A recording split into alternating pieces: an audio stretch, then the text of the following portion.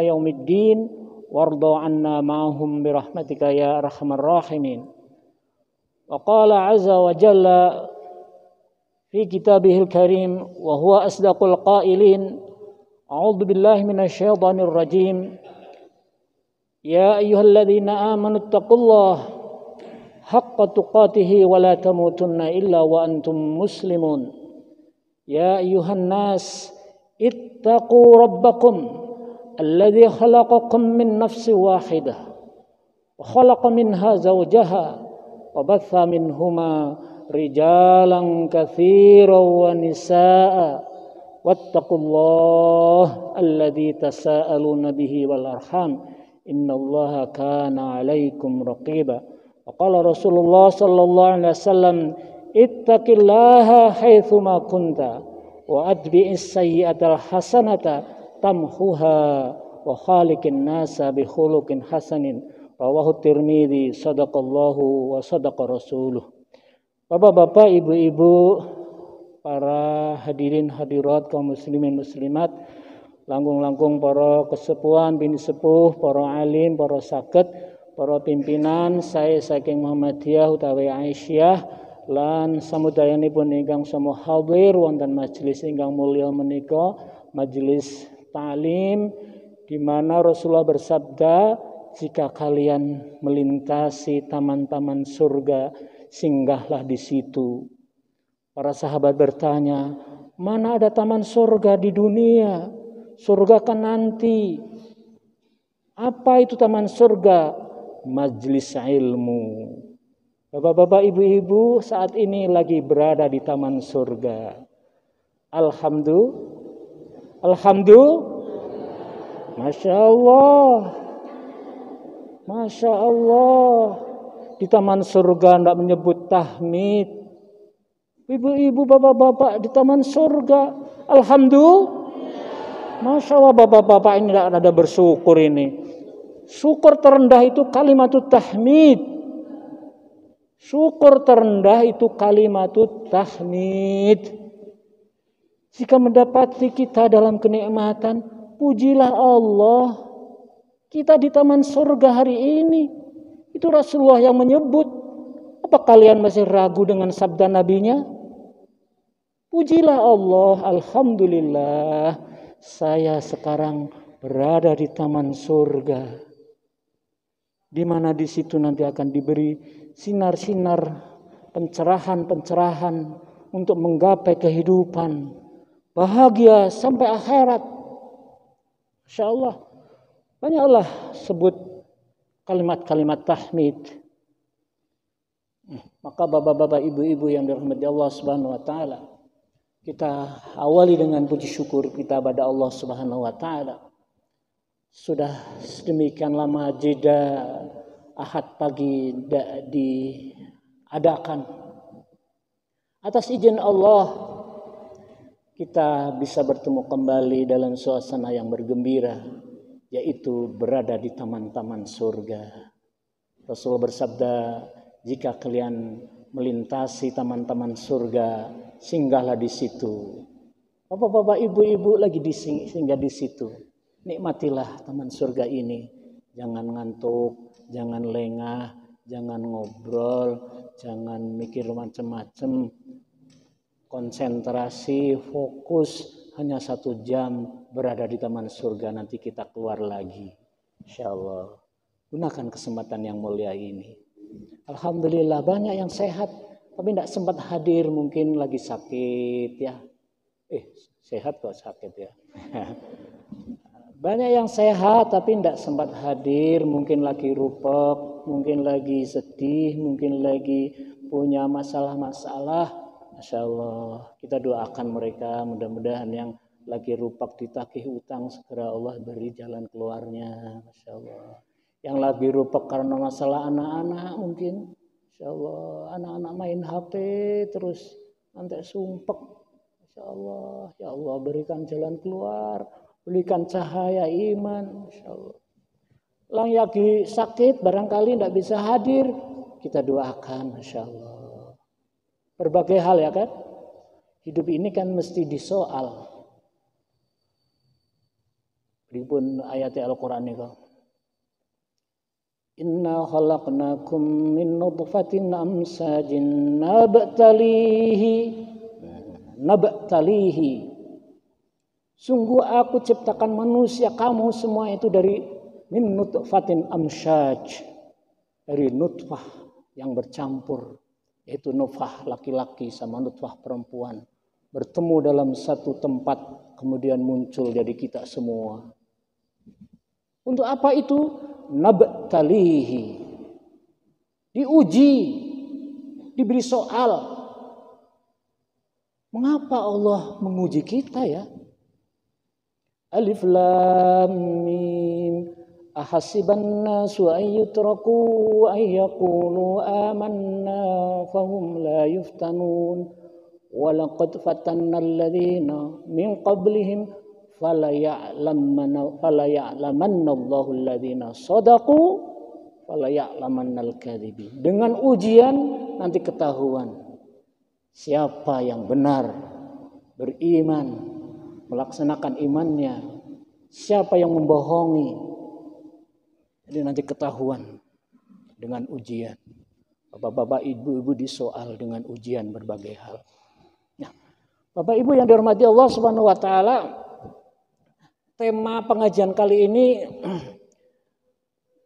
sejak kemarin Mas Mi'rad memberitahu saya, wah, milih apa sampai tadi saya nanya juga sama Pak apa sini?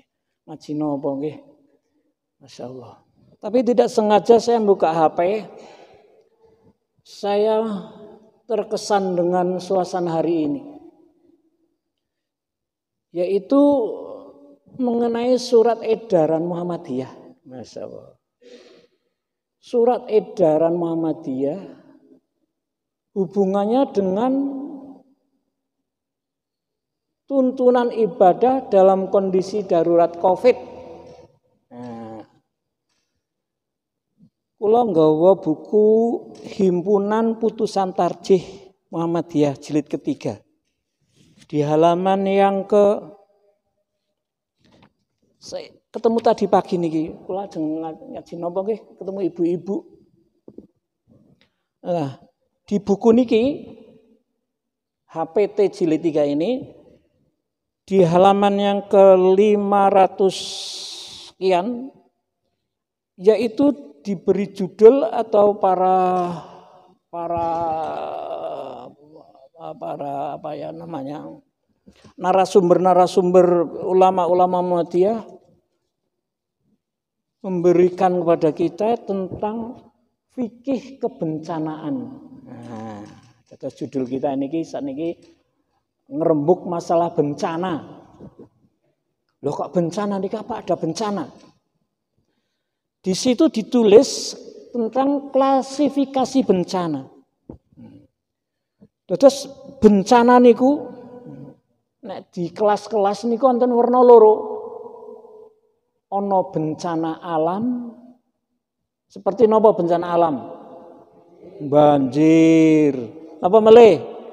Letusan gunung api Merapi. Napa melih? Longsor, gurek-gurek bumine, Masya Allah. Tsunami, banjir, macam-macam. Kekeringan, hujan, terus karo angin. Nah, niku bencana alam. Pancen Gusti Allah sing damel. Wonten bencana non alam. Nah, contoh niki kalih nggih. Timut-timut niku.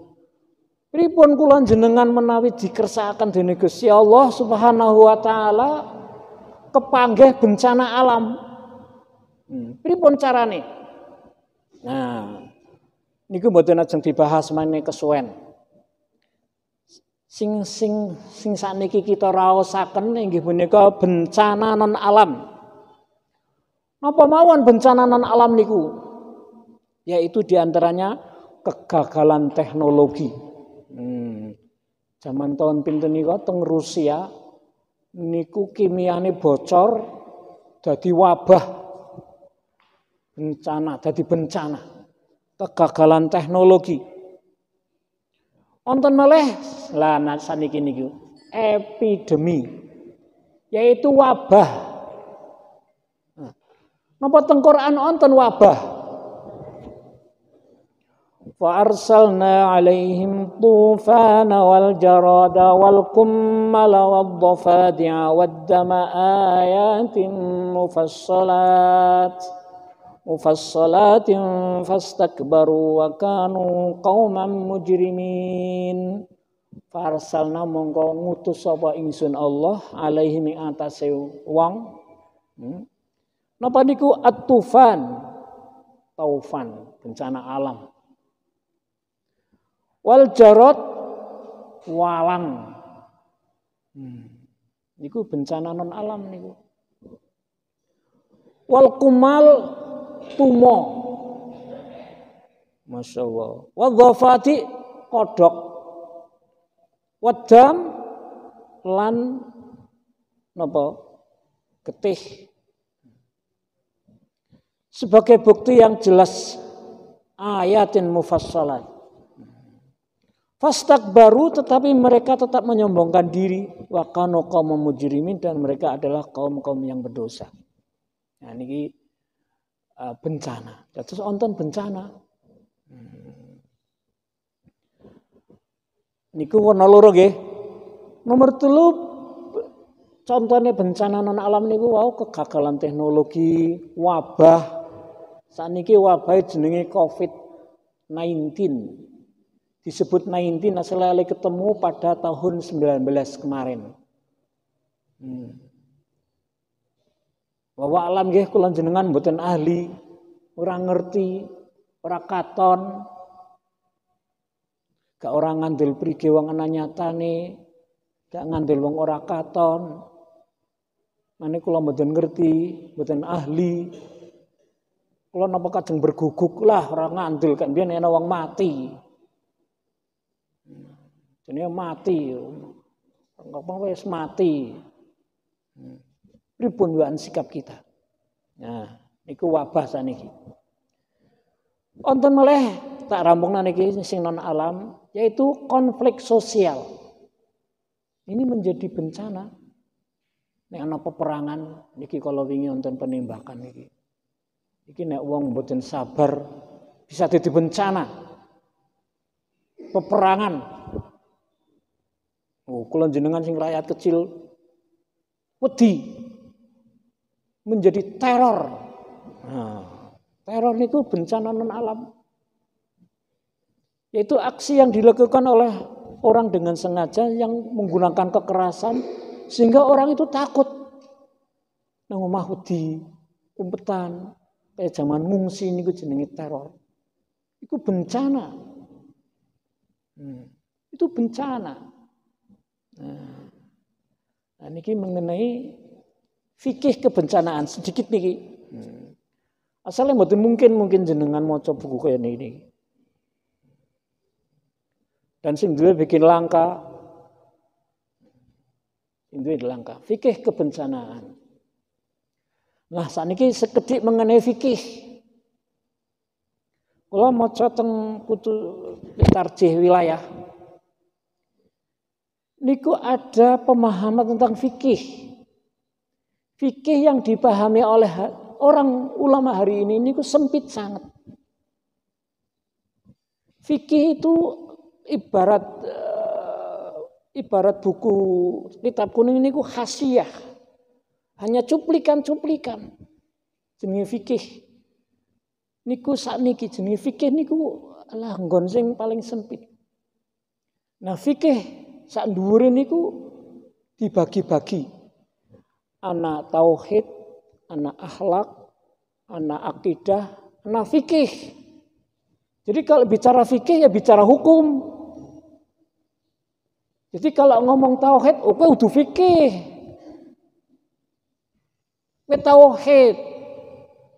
Kalau ngomong sopan santun, itu akhlak. Nah, bagaimana sesungguhnya fikih? Apa zaman sahabat ada fikih? Nah, fikih itu kemudian Muhammadiyah tarjih ini mengembalikan makna fikih sebagaimana yang difahami oleh ulama para dahulu yaitu sahabat dan salafus saleh. Apa itu fikih? Yaitu pemahaman yang mendalam tentang Quran dan Sunnah. Pemahaman yang mendalam, faqih, detail, mendalam. Nah, Muhammadiyah memahami fikih seperti itu. Maka kemudian ada fikih kebencanaan, ada fikih air, ada fikih apa lagi nanti. Nah, ini pemahaman tentang ilmu-ilmu Islam yang kemudian oleh para ulama dimaknai lebih nyempit. Muhammadiyah mengembalikan lagi. Nah, maka kemudian ada fikih kebencanaan. Sedang nggih Bu, ki ngaji nganu ki ngaji rada ngapa ya raja. Aji apa nek kados niki? Ora hehe niki serius niki wong. Kula jane ajeng membidik terutama niki asih gerombolan niki umpel-umpelan niki. Yang saya bidik itu. Karena napa Bapak-bapak? Nyata bukti kader Muhammadiyah sing apik-apik akeh sing meninggal dinyatakan terpapar Covid. Kathah sangat. Nyata niku. Ulama-ulama banyak yang dinyatakan terpapar Covid.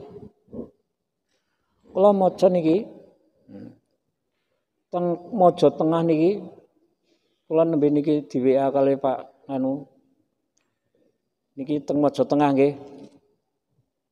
Teng mojo tengah nang grup Muhammadiyah niki, teng grup Muhammadiyah niki. Tak waca niki. Sing mojo tengah mawon.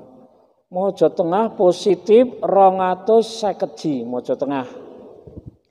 Sembuh 140, meninggal 13. Nah. Niku nyata niku kita ajeng berkelah gimana? Nah, iki mojo tengah niki. Mboten ajeng maca liya-liyane. Itu bukti ayat Gusti Allah di depan mata telinga kita. Kemudian kita akan berkira apa? Malah ada yang kemudian tidak percaya dengan Covid dengan dalih agama. Masya Allah. Pimpinan pusat Muhammadiyah prihatin banget. Nek kasih warganya tidak memperhatikan hal ini. Prihatin sangat. Milo nonton surat edaran. Nah, surat edaran niku surat saking dhuwur sing kudu ditaati, dilakoni karo wong sing ngisor. Pimpinan apa mawon dari pusat sampai ranting. Biar langkahnya sama, selamat. Kayak jamaah. Allahu Akbar. Gere makmume ajeng terus rukuk. Pripun niku nek jamaah kados niku? Sah mboten jamaahe? Takbire imame Allahu Akbar sik mendel mawon. Pas ujug-ujug langsung rukuk. Wah, iki jamaah orang beruh iki. Mboten purun dipimpin kalau imam. Nah, jamaahnya rusak niku. Jamaahnya bubar niku. Nah, dalam hal ini kita berjamaah khusus mengenai bagaimana mematuhi edaran. Yaitu sing paling gampang oleh para ahli. Kalau jenengan nunggang sepeda motor napa nganggo mindek teng Poltas nika wonten peringatan kula kasih apal menggunakan 3M paling mboten nggih. M pertama napa? Mencuci tangan. M kedua napa? Memakai masker niki. Nggih. Yang ketiga napa? Nah niki. Nggih pancen salat kok dijarak-jarak nggih. Nggih pancen mboten nganggo aturane Kanjeng Nabi ketika dalam suasana normal. Nggih. Nggih pancen niki masuk wilayah debat niki. sing tak rembug niki masuk wilayah nganu niki. Nyuwun ngapunten niki. Bagi yang masih belum srek dengan jarak, dengan pakai masker, dengan cuci tangan nggih monggo. Ning kula sebagai warga Muhammadiyah akan patuh dengan imam. Akan patuh dengan imam. Apa napa niku? Ana dene tasih ganjel tasih secara pedoman ati tasih dereng srek. Nah niku hendaknya tidak ditularkan secara jamaah yang kemudian membuat jamaah ini menjadi tidak satu gerak seperti orang sholat. Bapak Ibu yang dirahmati Allah Subhanahu wa taala, menika mengenai surat edaran. Juru onton pitakhonan. Nah, niki sampai detail nggih. Pak, bagaimana hukumnya sholat dienggo masker? Nah, nganggo masker. Sholat nganggo masker jare mboten sah wonten hadise. Lan niki dijawab oleh tarjih. Memang ada hadisnya tentang sholat menutup muka. Nah, ada hadisnya. Tapi oleh para kritikus hadis, para yang ahli yang bisa memberi keterangan tentang kedudukan hadis ini sahih, ini dhaif, ini hadisnya lemah karena ada perawi si fulan. Niku yang mengatakan tidak boleh menutup muka tatkala salat itu didudukan sebagai larangan yang bukan menyebutkan atau menimbulkan hukum haram. Tidak menyebutkan atau menimbulkan hukum haram, kurang lebih begitu. Mungkin niki mangke ajeng saged didetilkan oleh Pak Mirot niki secara detail. Bagaimana hukumnya sembahyang jarak-jarak kados niki. Hukumnya salat ditutup nganggo masker. Nah, dalam masa pandemi niki, nek mboten nonton pandemi mboten ora-orane ajeng nutup muka, ajeng jarak-jarak. Ajeng niki jarak-jarak mboten nik. Jal mboten ajeng sami'na wa ta'na estu. Tapi karena ini kondisional. Oleh para ahli yang tahu, kita kan enggak tahu bahwa penularan ini disebabkan oleh sentuhan. Mila njuk kudu jaga jarak supaya enggak terpapar. Rasulullah menyebut dalam satu hadis yang dijadikan sebagai pedoman kaidah fiqhiyah. Sabda Rasulullah, la dororo wala diroro. Jangan membuat kita menceburkan diri ikhlas jarak kena madorot. Wala diroro lan jangan juga membuat orang lain terkena madorot gara-gara kita.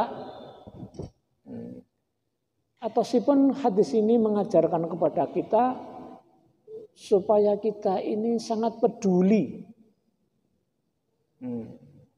Fala tulqu bi aidikum ila tahlukah. Jangan menjeburkan dirimu dalam kebinasaan. Oleh para ahli, ini suasana Covid belum selesai. Belum berakhir. Mila kita ndonga nyuwun karo Gusti Allah. Tekan kapan iki nggih? Sekolah tasih lari-lari dolanan HP mawon. Nembe tilem meleh kula cok nggasaki anake niku. Bangun tidur, tidur lagi. Bangun lagi, tidur lagi. Bangun lagi, tidur lagi sampai mati. Nyocok nyanyi ki ono nang depan anak-anak yang lagi tidur. Tak kritik, tak gasak. Bangun tidur, tidur lagi. Bangun lagi, tidur lagi. Tidur lagi, bangun lagi, tidur lagi sampai mati. Uripe ukurku turu. Kalau ngantek tak wacake hadis teng depan anak-anak niku. Sapa wong sing turu isuk, kata Nabi itu turithul faqra, naumatus subhi turithul faqra. Turu isuk kowe mewarisi kefakiran. Saya berulang-ulang di depan anak-anak ini tak ajari, tuh lihat. Kowe warung jejal kae. Sing ora turu isuk dodol nika wis oleh bathi. Kae rungokna sing agi deres nang Mbah Mun. Kae agi murojaah apalan. Sing ora turu isuk agi murojaah wis oleh ngilmu. Jal kae sing lagi mlaku-mlaku lurus sehat. Wis do sehat. Dike turu oleh apa? Sabda Nabi betul, naumatus subhi turithul faqra. Oleh ilmu kesehatan, ingin tak di-share teng grup niki. Orang ahli itu sudah meneliti bahwa bangun tidur itu menyebabkan bangun pagi itu menyebabkan sakit stroke. Atas penelitian ilmuwan yang berjasa ini diteliti. Mengapa? Saya mboten saged nerangaken niki. Karena itu ilmu tersendiri yang Allah berikan pada ahli kesehatan. Quran ini sudah dibuat oleh Allah sedemikian rupa. Termasuk tidur menjelang maghrib lebar asar. Mboten wayahe film. Ya. Jadi Bapak Ibu yang dirahmati Allah Subhanahu wa taala, kesimpulan kula matur mengenai protokol niki, monggolah dengan penuh kesadaran, apalagi orang Muhammadiyah yang sudah biasa mudah diatur, apalagi yang mengatur syariat yang disuarakan oleh pimpinan. Monggo, mengapa masih susah-susah amat? Wa ma kana qaulal mu'minina idza du'u ila Allahi wa rasulihi liyahkuma bainahum amran ay yaqulu sami'na wa ata'na. Insyaallah enggak ada ucapan orang mukmin jika sudah dipanggil Allah dan Rasulnya untuk mentahkim suatu urusan. Apa ucapannya?